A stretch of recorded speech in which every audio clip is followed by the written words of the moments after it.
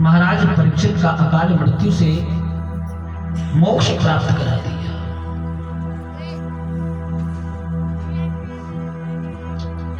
एक समय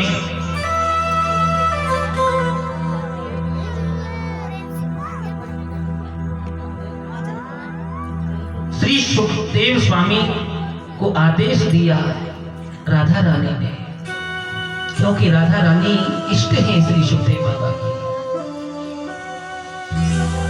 और उनकी ही कृपा से आदेश पाकर के मृत्यु लोक में आए सुखदेव स्वामी।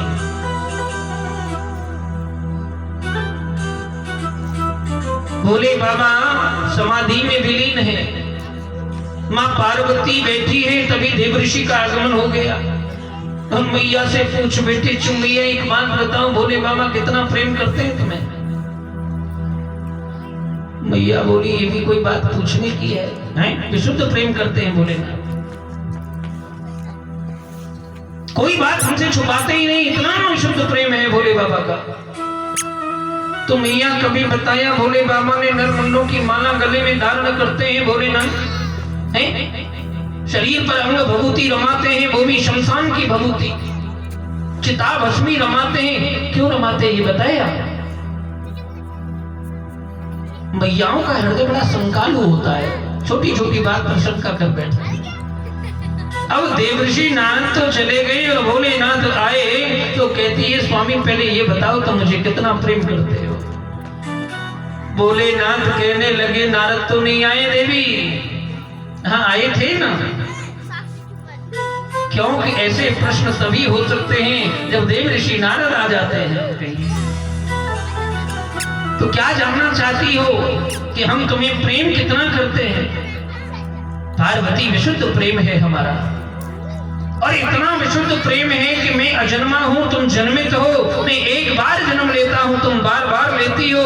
जब जब तुम्हारा शरीर पूर्ण होता है, इस देह को त्याग कर जाती हो, तो मैं तुम्हारे सिर को माला में पिरो लेता हूं, और पार्थिव शरीर की भस्मी जो चिता भस्म होती है उसे मैं शरीर पर रमा लेता हूं। अब तुम बताओ इससे भी ज्यादा अधिक प्रेम क्या होता है? भगवान को भस्मी से प्रेम हो गया, चिता भस्म से। और इसका एक विशुद्ध दूसरा उदाहरण भी है। एक बार अर्थी जा रही थी और उस अर्थी के पीछे कहने वाले पारिवारिक जन राम नाम सत्य का उच्चारण करते जा रहे हैं। और कभी कभी हमें तो ऐसा प्रतीत होता है कि उस दिन ही मालूम होता है नहीं कि राम का नाम सत्य है, बाकी कुछ नहीं। भोले बाबा ने मन में विचार किया, लगता है अपने ही डिपार्ट के हैं, राम जी के भक्त हैं, चलो भैया हम भी साथ में चले। तो भोलेनाथ भी अर्थी के पीछे पीछे चल रहे हैं। शमशान में प्रवेश करते समय सबने बोलना बंद कर दिया, कोई नहीं बोले राम नाम सत्य है।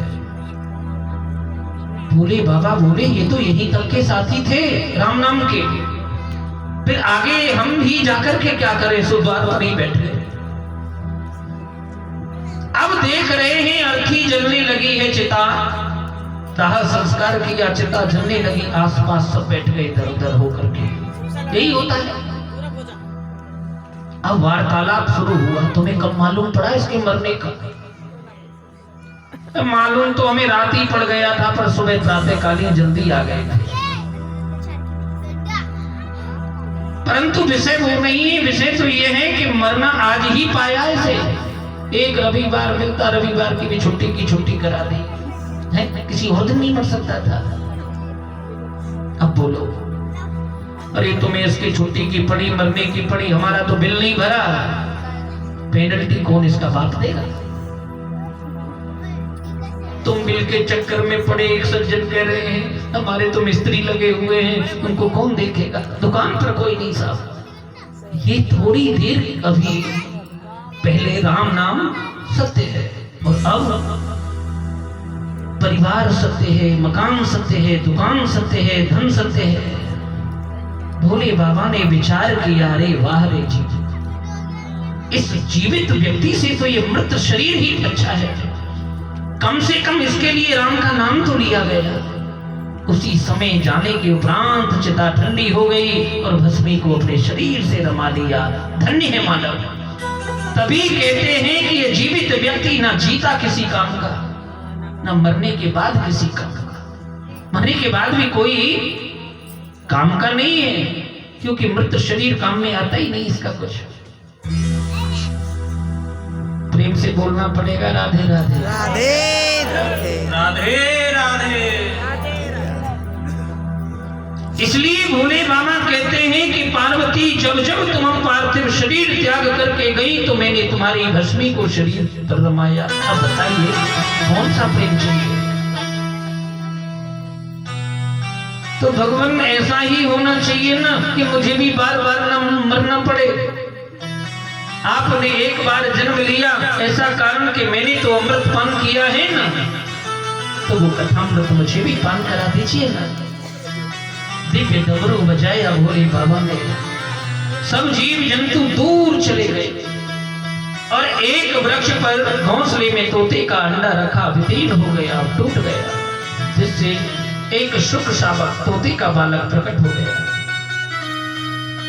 भोलेनाथ कथा श्रवण कराने लगे और कथा श्रवण कराते हुए प्रथम द्वितीय तृतीय चतुर्थ पंचम स्कंद की कथा श्रवण कराई। षष्ठम सप्तम अष्टम स्कंद में पहुंचे। नवम स्कंद में प्रभु श्री राम जी का प्रादुर्भाव हुआ। दसम स्कंद में पहुंचे तो गोविंद का आगमन हो गया। और जब भगवान महारास रचाने लगे श्रीधाम वृंदावन में, तो मैया का मन श्रीधाम वृंदावन पहुंच गया। बोलिए वृंदावन बिहारी लाल की जय हो। आइए सुंदर पावन हम भी अपना मन श्रीधाम वृंदावन लेकर के चलें। श्री वृंदावन